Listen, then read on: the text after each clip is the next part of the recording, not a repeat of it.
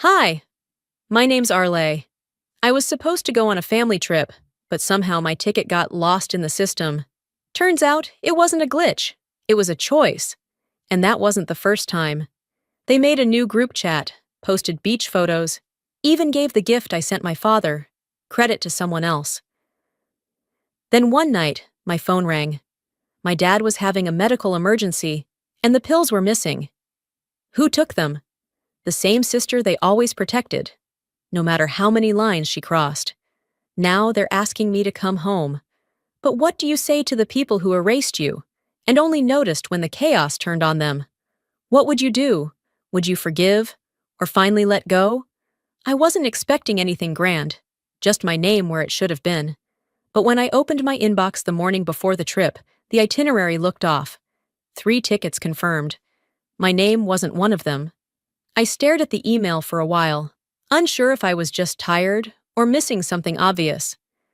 Then I checked the flight confirmation I had saved from weeks earlier, booked, paid, and printed. The seat had my name on it then, but the new version, it was gone. I called my mother, kept my voice neutral. "Hey, I think there's a mistake with my ticket." Her tone was casual, clipped. "Oh, sweetie, must be some glitch. Don't worry about it. Maybe it's just not meant to be. You work so much anyway. You should take the weekend for yourself." She didn't ask if I was disappointed. She didn't offer to fix it. She didn't even pretend to sound surprised. I offered to rebook. She brushed it off. "It's just a quick trip. We'll FaceTime you from the beach." My jaw tensed.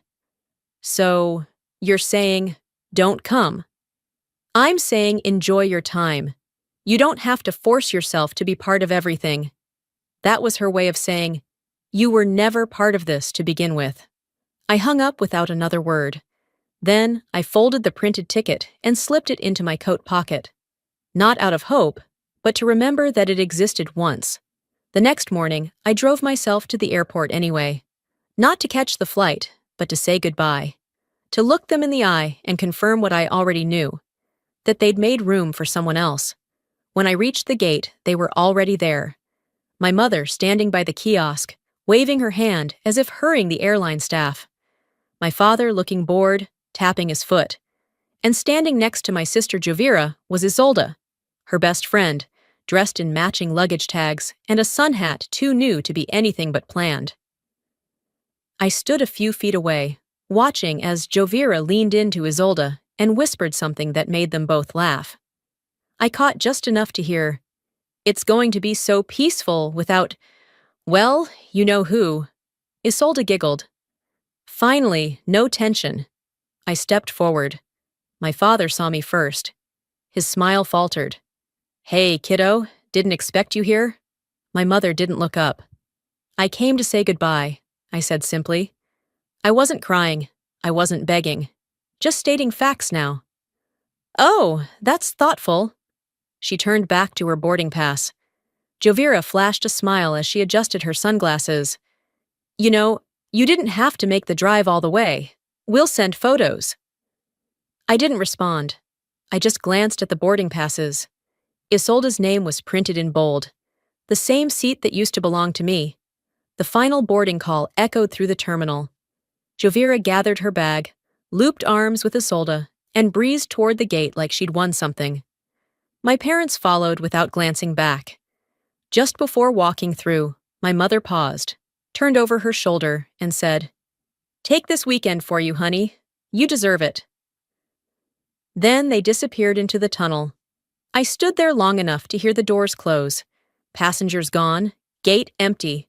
Only then did I reach into my coat pocket and pull out the printed ticket again. My name still sat there, plain and certain, like it hadn't gotten the message that I was no longer invited. I looked at the name on the terminal monitor, Isolde A, checked in, and felt something inside me go quiet. Not shattered, not furious, just still. I walked back through the terminal, past the smell of overbrewed coffee and TSA announcements, and made it to my car without remembering how. My phone buzzed as I sat behind the wheel. "Trip itinerary updated for Isolde A." "Not me. Never me." I didn't delete the notification. I didn't respond. I just sat with it. And for the first time, I didn't try to make excuses for them. The photo lingered on my screen longer than I'd like to admit. Not because I was surprised, but because I wasn't.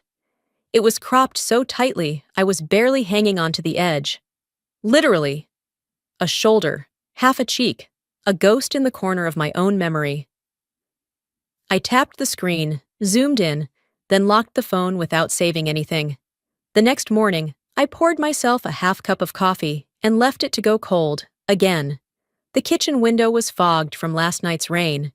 It reminded me of how people write their names on steamed glass and then forget they were ever there when the mist dries.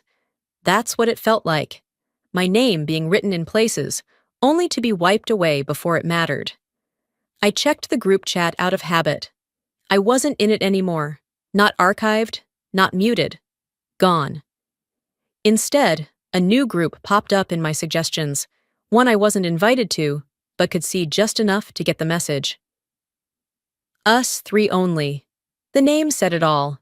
Attached was a photo from the resort, Jovira with her oversized sunglasses, Mom holding a frozen margarita, Dad's feet in a pool chair. The caption? Finally, a peaceful trip. No drama, just family. I didn't react. I didn't type. I didn't cry. I took a screenshot for the archive. Then I deleted the app. It wasn't just about being left out. It was the deliberate rewriting of the story, of my place in it, and they weren't subtle anymore. 2 days later, I was working from my kitchen table when a ping from Facebook caught my eye. My father had posted something, a photo taken in the morning light of the beach. He looked relaxed, younger even. His caption read, "Lisa always thinks of the smallest details. Love this gift." He was holding the smartwatch I'd sent him 2 weeks ago, wrapped in silver paper with a card I had handwritten, except that part, my name, was gone. I clicked the photo to zoom in.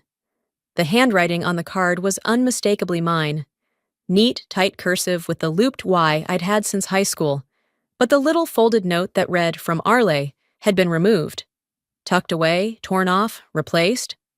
I don't know, but it wasn't there. The comment section was full of praise. "You raised a gem! Lisa is so thoughtful, as always. I hope my daughter remembers me like that someday." I didn't comment.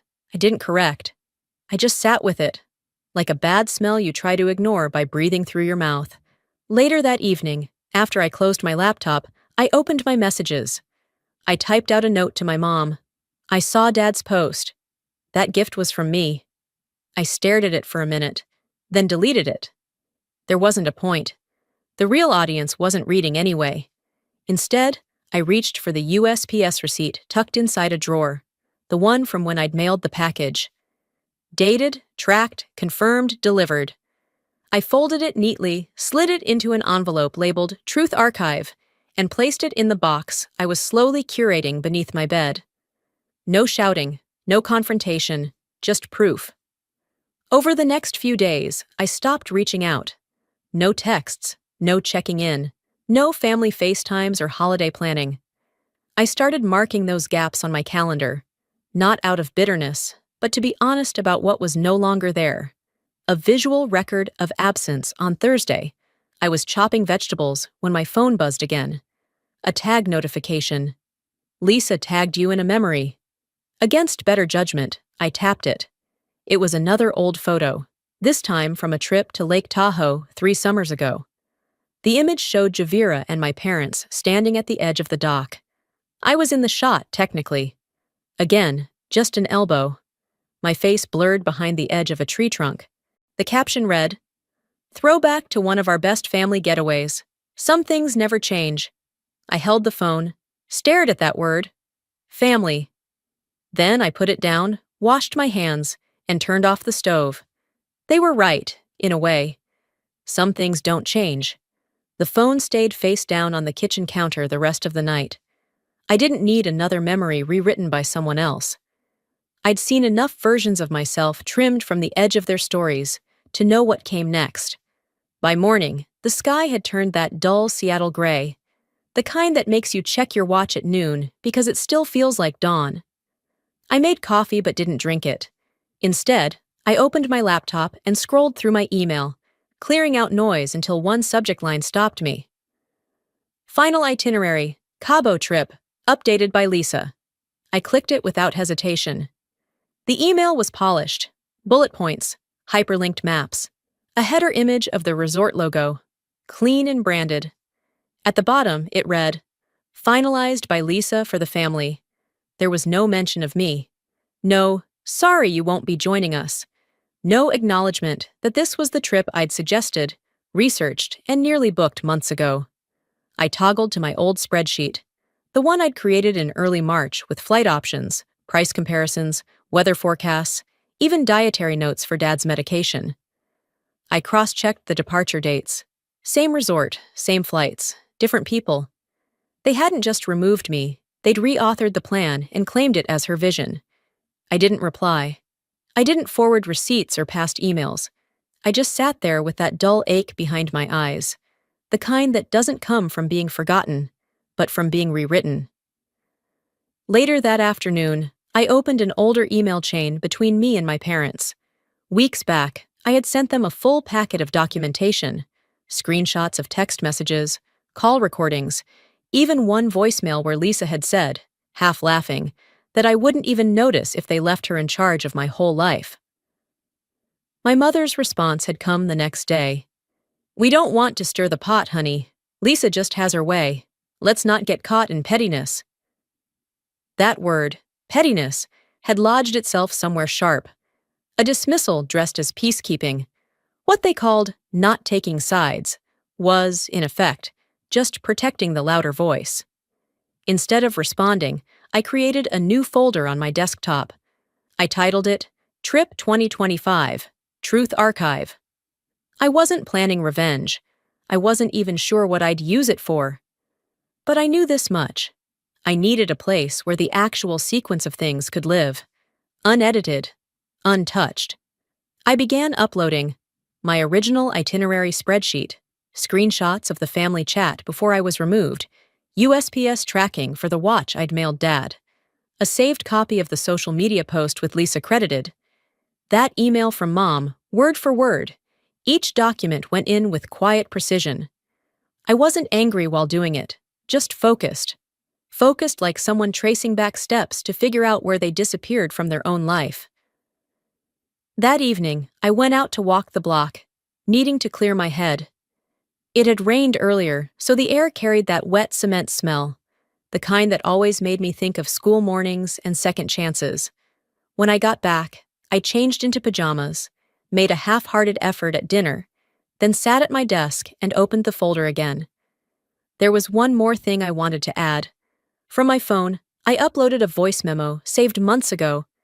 It was from a family meeting, casual on the surface, but I'd recorded it after Lisa's tone made my stomach twist. My father's voice came through, clear and unbothered. "Just follow your sister's lead. She knows what works." I paused before clicking save. It wasn't the worst thing he'd ever said to me. It wasn't cruel, or even meant as a jab. But it revealed something truer than he realized. In this family, Lisa didn't just lead, she rewrote, and the rest of them fell in line. I saved the file under Hierarchy MP3. Then I closed the laptop and stood by the window. The rain had returned. This time gentler, steady. Drops trailing down the glass like threads that didn't quite know where to land. If I had followed her lead, maybe I'd have learned how to disappear properly too. I stepped away from the window, the glass now streaked with rain and reflections I didn't want to examine too closely. I turned off the lamp beside my desk and moved to the kitchen without thinking, more out of habit than hunger. But when I opened the drawer to grab a pen, I found something I'd forgotten about. Folded neatly beneath a pile of old receipts and junk mail was an envelope from the year before. Resort stationery from a trip I never took, but apparently helped fund. Tulum. The trip, they said, had gotten too tight to include everyone. I'd believed them. At the time, I even offered to pitch in and told them not to worry about the expense. I assumed the gesture mattered more than the seat on the plane. Now, holding the printed guest invoice in my hand, I felt something snap into place. 3 names. Only 3. All charges split evenly between my father, my mother, and Lisa. My name wasn't missing. It had never been there. I sat down on the edge of my bed with the paper in my lap. No tears, no immediate anger, just the quiet confirmation of a pattern. You don't trip over the same stone for years and keep calling it a fluke. I grabbed a small notebook from the nightstand drawer and flipped to a blank page. With a pen I hadn't used in months, I began jotting dates, trips, events, years where I was busy with work, on a deadline. Probably wouldn't have enjoyed it anyway. Excuses handed to me gently but purposefully, and I had swallowed them all. What do you call a family that plans around your absence like it's tradition? I turned the page. Next to a sticky note with an old password, I found a voicemail I'd written down but never erased. Aunt Vera. Her voice from 2 years ago still echoed in my head sometimes, especially late at night when the silence pressed too hard. Baby, I know you love them, but sometimes love makes us blind to being left behind. Call me. I told my mother about it, naively maybe. I thought it would open something between us. Instead, 3 days later, she'd sat me down at brunch, looked me straight in the eye, and said, I don't want you talking to Vera anymore. She stirs things up that don't need stirring. She's not part of what we're building. After that, Vera disappeared from our family group calls. She stopped being copied on holiday emails. Her name never came up again, except in that strange, loaded way people talk about someone who's been quietly cut out. I'd never called her back. Until now.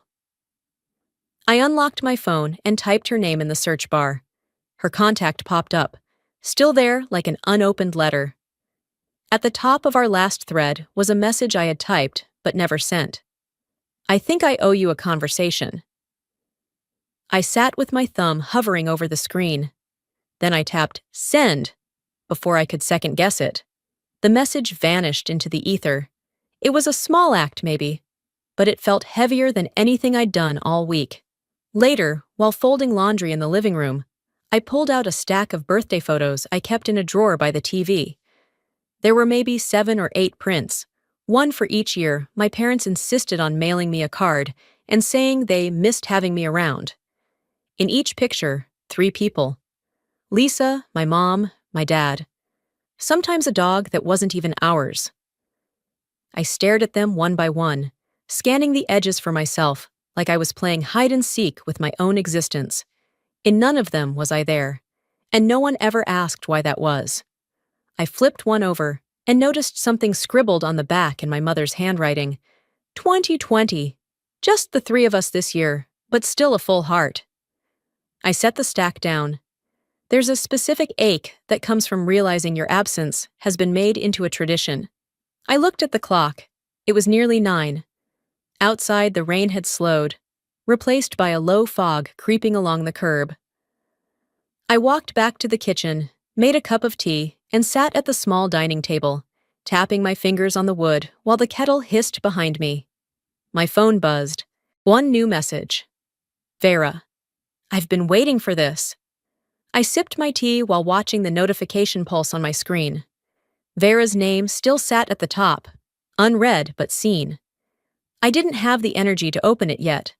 The weight of everything I hadn't said had taken up so much room. I needed air to move again. So I set the phone face down and stepped out onto the back porch. The wind was light but sharp, the kind that cuts through your sweater and goes straight to your ribs. It woke something in me, reminded me I was still here, still whole, even if parts of me had been edited out of my own life. By the time I came back in, it was close to 8. I tossed my keys on the counter, reheated leftover stir-fry in the microwave, and curled into the couch, remote in one hand, dinner in the other. I wasn't really watching anything, just flicking through channels like I was afraid to sit still too long with my own thoughts. And that's when my phone buzzed again. Vera is live. At first, I ignored it. Then I clicked. The screen loaded slowly, Spotty resort Wi-Fi always makes for a delay, but when the image cleared, I saw the usual suspects. Lounge chairs, tropical drinks, that yellow and white striped umbrella my dad always rented. Mom was laughing at something off camera. Javira was front and center, camera tilted up just enough to catch the soft sunset behind her sunglasses. "This trip's been so peaceful," she said into the stream. Her voice carried that bright, curated energy people put on when they know they're being watched. You know, it's amazing how much smoother things go when certain people stay behind. A few comments popped up instantly. "Family time is sacred. Must be nice without the drama." And then the one that hit hardest. "Your sister always brought the mood down. Good for you." I stared at the screen. Unreadable. Jovira gave a small smirk and tapped the heart button under that comment. That was no accident. I didn't say anything, didn't click off. I just hit screen record and let the clip run, saving the whole thing before closing the app. Then I added it to the folder on my laptop. Trip 2025. Truth Archive. New subfolder. Public Remarks. That night, before bed, I got another ping. This time from my bank. Fraud alert. Unusual activity detected. I opened the notification, not in a panic, just mildly annoyed, like dealing with a leaky faucet you've fixed 3 times already. The card in question was the backup credit card I'd co-signed for Lisa 3 years ago. She'd said she needed it for emergencies, which at the time meant groceries and a vet bill. I never fully closed the account because she promised she'd never use it again. Of course, that was before never turned into just this once. The new charge? Hotel upgrades, minibar, spa services, all in Cabo San Lucas. I checked the name on the card, mine. But the user info on file? Lisa's guest. No surprise there. I didn't call her. I didn't call my parents. I logged into the bank app, locked the card, deleted her access, and requested a physical card replacement. Then I made a note of the transactions, printed them to PDF, and dropped them into the same folder. Subfolder: Financial Theft. This wasn't about the money. It was about the pattern. And I wasn't collecting evidence to be petty. I was building a record no one could argue with. The next morning, while making breakfast, I debated whether to tell my parents. I opened a message thread, typed, "You know Lisa's using my card, right?" Then I stared at it. The cursor blinked, like it was waiting to see if I'd finally speak up. I deleted the message. Instead, I opened my journal and wrote, Day 9. No one's asked if I'm okay, but they did spend my money. At least the page would listen. That afternoon, I got a message from my father. "Hey, sweetheart, can you check your card? Something weird happened with the hotel bill." My response was immediate. "No worries, I fixed it." He didn't reply. Not right away, anyway. I went back to my laptop and opened the archive. For a second, I hovered over the folder. I considered renaming it. Not Trip 2025, Truth Archive. Maybe just Proof I Wasn't Crazy. But then I thought better of it. Sometimes fixing things means stopping the people who keep breaking them. The reply never came. Not that night, not the next morning. Just silence on the other end of a thread that used to be filled with family updates and casual emojis. But I'd stopped expecting closure from people who couldn't acknowledge a wound even when it bled in front of them. At 1:12 a.m., my phone rang. I was still awake, staring at the ceiling, my mind running circles around the same 3 sentences I hadn't sent. It was my mother. Her voice was hushed, but not calm, more like controlled panic. "Arle, your father's not well. His chest is tight. He says it feels like before." I sat up straight in bed. "Did he take his medication?" "That's the thing," she said, voice cracking. "We can't find it. Lisa said she packed it, but it's not here. We've looked everywhere." I didn't ask why Lisa was in charge of something that critical. I didn't ask why they didn't double-check, and I sure as hell didn't ask why they were calling me instead of her. Instead, I asked, "Where are you?" "Still at the resort. The closest pharmacy is 2 towns over, and we don't have the prescription. She paused. "Can you help us?" I'll wire you what you need, I said. But this doesn't happen again. She didn't respond to that. I didn't expect her to. I got out of bed, pulled on my hoodie, and sat down at the kitchen table. The glow from the Western Union app illuminated the silence. I typed in the amount, selected Express Transfer, and under Optional Note, I wrote, "Make sure to spell my name right this time." A small jab, but not without purpose. I emailed the resort directly, informing them of the emergency and letting them know a delivery would be coming addressed to me. Not Lisa, not Clyde, me. By the time the confirmation email arrived, it was nearly 2:30 a.m. I closed my laptop and sat for a moment, letting the stillness soak into my spine. No panic, no dramatics, just tired resolve. Around noon the next day, my phone rang again. This time, my mother didn't sound panicked, just hollow. "We found the pills," I waited. They were in Lisa's toiletry bag, under her makeup pouch, tucked in a little zippered compartment, every single bottle. I didn't speak. She filled the silence. I don't know what to say. We asked her why, and she looked at us and said, "Now you know what it feels like to be forgotten." There it was. I didn't react, didn't rage, didn't console. I just listened, letting the words settle like dust after a collapse. "You know," my mother added, her voice thinner now, "your father could have died." "I know," I said simply. She cleared her throat. "Should we talk to her, or should we wait till we're home?" I breathed in slowly. "Wait," I said. "Let her finish the trip she ruined."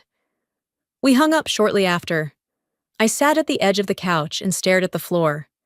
Then I opened the Truth Archive again and created a new folder, Endangerment Evidence. Inside, I dropped a typed note with the date and time of both calls, the resort's name, the transaction ID for the emergency wire transfer, and a short summary of the incident. Not because I wanted revenge, but because if something like this ever happened again, I wasn't going to rely on anyone else's memory but my own. I wasn't angry anymore. Not in the way I used to be. I wasn't surprised either. I was just done with pretending that it hadn't become dangerous to believe Lisa wouldn't go that far. That evening, I went for a walk down by Green Lake. It was quiet, cloudy, the kind of gray that turned the water into glass. I watched a little girl throw crackers to the ducks, her father kneeling beside her, pointing out which ones were hungry. It didn't make me wistful. It just made me more certain I would never raise a child in a world where silence was mistaken for grace. By the time I got home, the sun had started to set, bleeding light across my living room floor. I turned on one lamp, made tea, and wrote in my notebook, Day 10. They called when it mattered. Not to Lisa, to me. Let that be the record. It was just past noon when the voicemail came in. I didn't recognize the number at first, probably a Mexican cell or a resort landline, but the transcribed preview told me everything I needed to know. She lost control. The hotel called the police. I listened to the full message in my kitchen, toast untouched on the plate, kettle long since gone cold. My mother's voice trembled, less like panic, more like disbelief. She threw a vase at your father, screamed at the concierge. The hotel staff had to call security. When the police came, she refused to calm down. She cursed at them. They arrested her, Arle. Lisa's in custody. For a second, I didn't move. Didn't blink. Just stood there, phone in hand, as her words filled the silence around me. It wasn't shock. It was something slower. Confirmation. Because deep down, I think we'd all known this was coming, just not when, or how. I called back, but no one answered. 10 minutes later, a follow-up message came from Dad's number. We're at the police station now. No clue what happens next. Call you when we're back. He didn't sound angry. He sounded lost. That night, well past midnight, the phone buzzed again. I was sitting on the balcony, watching the city breathe in amber streetlight, my journal open beside me. It was Dad this time. He didn't waste time. She's threatening to go public, he said. She said if we try to discipline her or cut her off financially, She'll tell the world we emotionally abused her as a child, that we neglected her, that we let you bully her. I didn't speak right away. You raised her like she'd never be held accountable for anything, I said. And now, she's just doing what you taught her. He didn't argue. After a pause, he asked, "What do we do?" I gave him the number of a lawyer I knew in Seattle, someone who handled family litigation, restraining orders, things people never thought they'd need until they were desperate for them.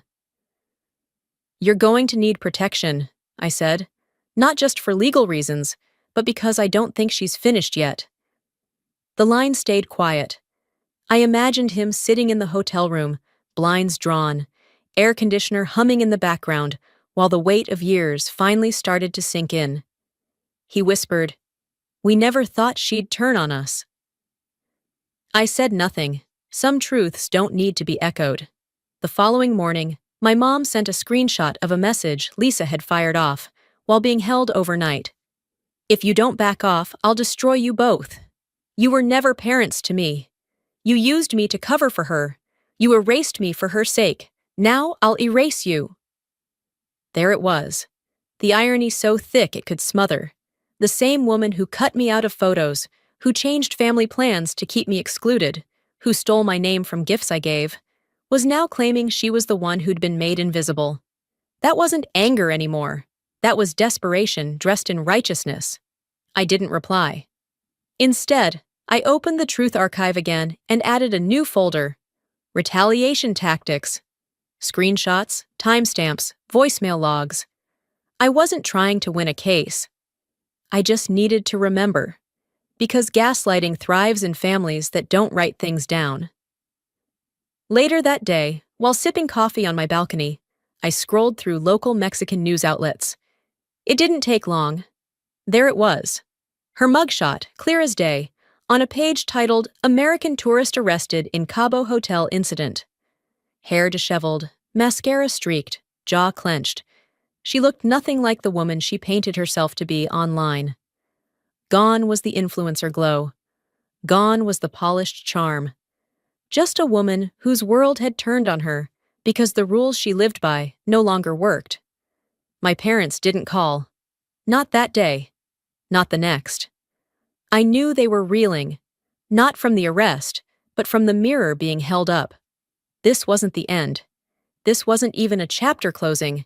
It was the moment everything they thought they'd controlled started to collapse in their hands. This wasn't the end of something. It was the unmasking of everything. The news spread faster than I expected. Even from a distance, I could feel the shift, not in words, but in silence.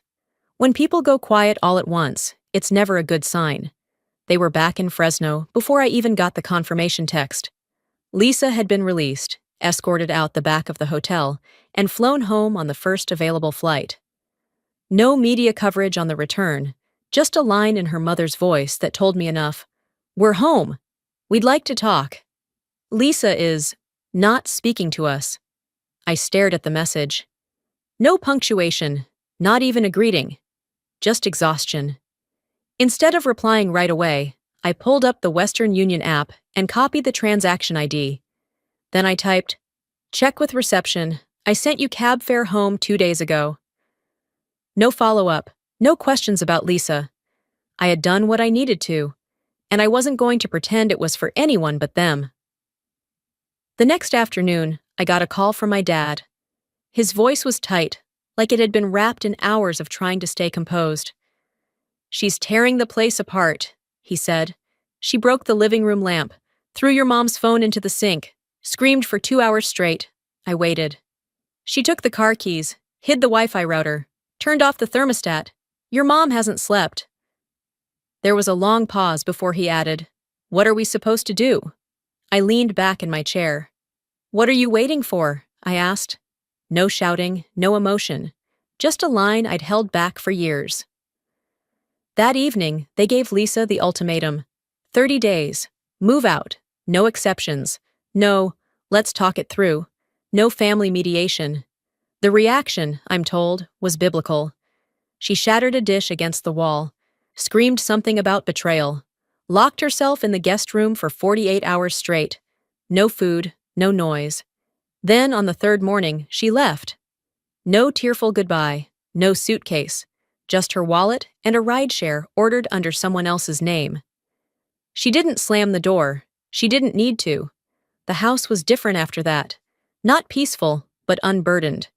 When Mom called later that week, she sounded unfamiliar, like a person learning how to speak for the first time without being edited mid-sentence. "We're thinking of repainting," she said. "Maybe opening the blinds again. It's strange how much darker a place gets when you think you're keeping it light." I said nothing. "We'd like to see you, maybe come up for a few days." She didn't add the usual, "if you're free," or "if it's not too much trouble." Just a request, not a demand. I didn't smile, I didn't cry. "I'll come," I said. "But I'm not coming home." A beat of silence. "That place doesn't exist anymore." She was quiet. Then came the softest, "Okay." No arguing, no defense. Just a woman who had run out of explanations and was willing to live with that. I didn't buy a ticket right away. I needed time and space. But the door, this time, was mine to open. 3 days later, I got a call from my father. I let it go to voicemail. When I played it back, he said, "We cleaned out Lisa's room. There was something there, something for you. Maybe she meant it for herself, maybe not. Either way, it's yours now." I didn't ask what it was. I didn't want an explanation. I wanted an ending. I never replied to the voicemail. It wasn't out of spite, exactly. More like inertia, emotional gravity pulling me into silence. The message sat there in my inbox, like a plate of leftovers on the counter. Still present, still recognizable, but no longer urgent. Whatever temperature it had once held was gone. I let it sit. 3 days went by. No follow-up, no second call. Just that one, simple voicemail I refused to play again. Then, on a late Thursday afternoon, as the sky flirted with rain, and the streets outside carried the sounds of kids on bikes and dogs barking at shadows, there was a knock on my apartment door. I wasn't expecting anyone, but somehow, without knowing, I already knew. When I opened it, I saw them, my parents. No bags, no overnight suitcase, no carefully wrapped token of goodwill from a local shop. They hadn't come bearing olive branches or explanations, just themselves. A little more hunched than I remembered, a little older, a little smaller, like the time since we last saw each other had added weight and taken height. My father gave a half smile and said, "We figured we'd drive up, no pressure." My mother stepped forward, voice soft. "Just a visit." I stepped aside and let them in. Inside, we all settled into something that resembled rhythm. Not comfort, not quite, but familiarity. They looked around and commented on the little things. How the kitchen was the same. How the view from the balcony stretched toward the park like always. My mother asked if she could cook. I didn't say no. My father dried the dishes without being asked. There was no talk of Lisa. No probing questions about the weeks I'd gone silent. Just shared space, warm tea, and conversations trimmed of tension. Pleasant, even. Polite. It wasn't new, but it felt lighter than before. Not forgiveness, but a kind of ceasefire. On the second night, after we finished eating and the leftovers were tucked into containers, my dad wandered toward the bookshelf in the corner. He paused by the framed photographs, mostly snapshots of me with friends from college, a few work events, solo trips to the coast. Oregon, Vancouver. Nothing with family, nothing from before. He didn't say anything right away, just studied the arrangement, as if searching for a hidden note in the background of a photo. Then, without fanfare, he reached into his coat pocket and pulled out a small silver-edged frame. He turned to me and held it out. "I brought something for you," he said. Inside the frame was a photo.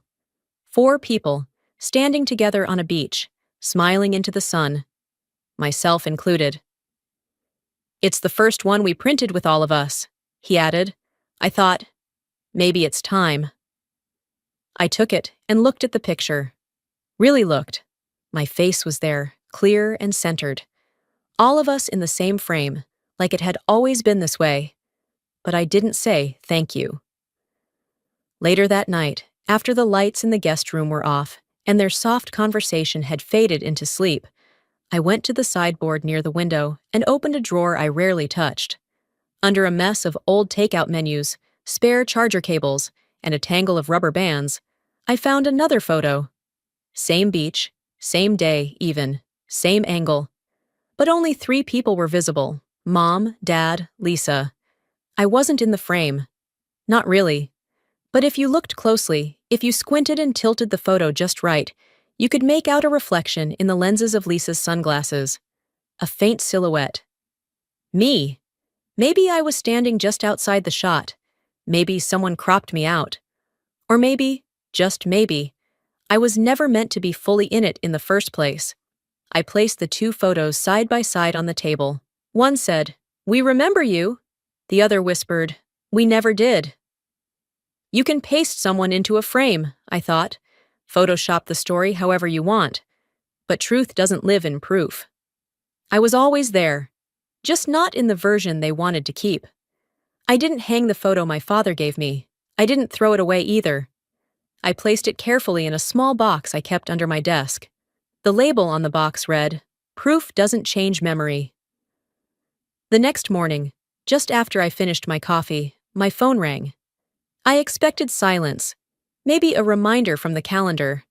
But it was Aunt Vera. We spoke for nearly an hour, about everything and nothing. Tomato prices, the cat that had started showing up on her porch like clockwork, her mailman who never rang the bell anymore. Not once did she bring up my parents, not directly. But right before we said goodbye, she paused and said, "You don't have to rebuild with them, baby. You just have to build something that doesn't make you shrink." I didn't argue. I didn't dissect the meaning. I just whispered, "I think I already started." That afternoon, while they were getting ready to leave, my mother stood in the living room with her hands folded in front of her. Her eyes landed on the mantel above the fireplace, empty, save for a candle and a small plant. She asked gently, "Why don't you hang the photo?"